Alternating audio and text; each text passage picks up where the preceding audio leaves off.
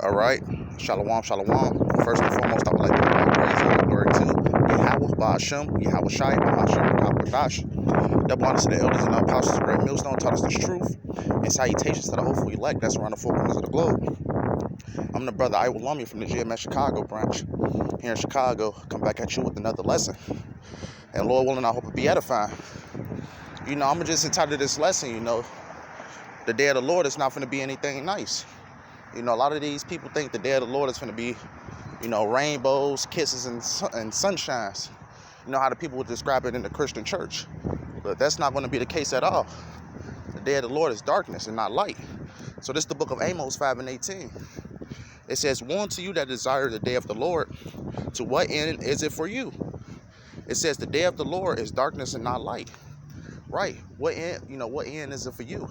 Because a lot of these people that, that want the day of the Lord, it's not right themselves. The same ones, that in an instant have sex with somebody else's wife, commit adultery, and different things like that. These are the same people that want the day of the Lord. But what end is it for them? Because these are the people that's going to be destroyed. It says the day of the Lord is darkness and not light. Right, the day of the Lord is darkness and not light, and that's plain. Because what's going to be happening on the day of the Lord? A lot of killing and bloodshed.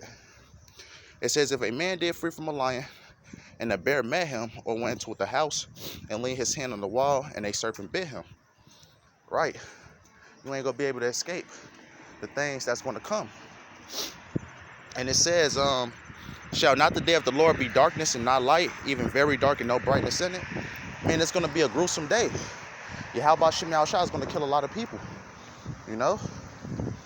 It's not going to be what the Christian church describe it as, which is peace and love. This is the book of Matthew 10:34.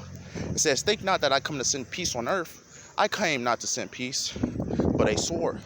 And that sword is a representation of destruction. The Lord is bringing pure hell and destruction to this place, America, Babylon the Great, which means great confusion. So yeah, a lot of these people that inquire for the day of the Lord, or anything of that matter, a lot of people is going to perish. As the scripture say, more are going to perish than be saved. Loosely paraphrasing.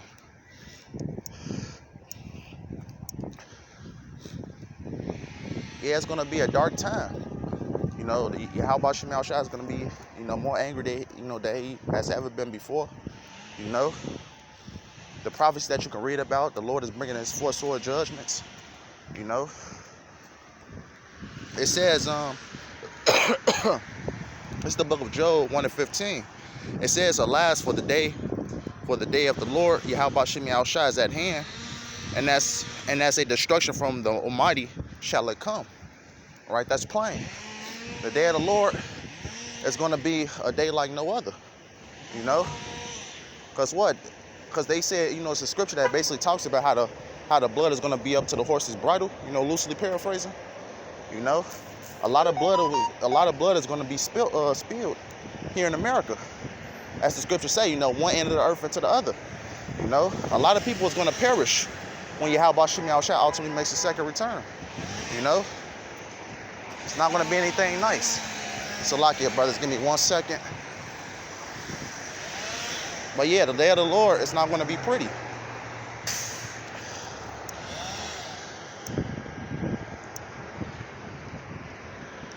This is the book of Zephaniah 1:15. It says that day is a day of wrath, a day of trouble and distress, a day of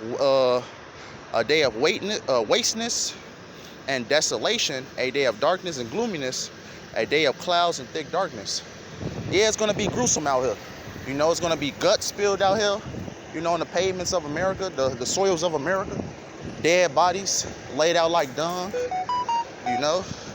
different things like that. And a lot of people want the day of the Lord. The ones asking, the ones that's asking for the day of the Lord, like I just went over, are the same ones committing these acts of adultery, pedophilia, different things like that. But these are the same ones that are going to be destroyed. This is going to be a day to remember forever. The day of the Lord. The day where, the Lord sent his ultimate weapon down to destroy the masses of these people, which is those thermonuclear missiles. It's not going to be anything nice. It's going to be gruesome. You know, like one of those Mortal Kombat fatalities, you know, that you see, you know, that you perform in video games. You know, that's how gruesome it's going to be out here. You know, guts, bodies, you know.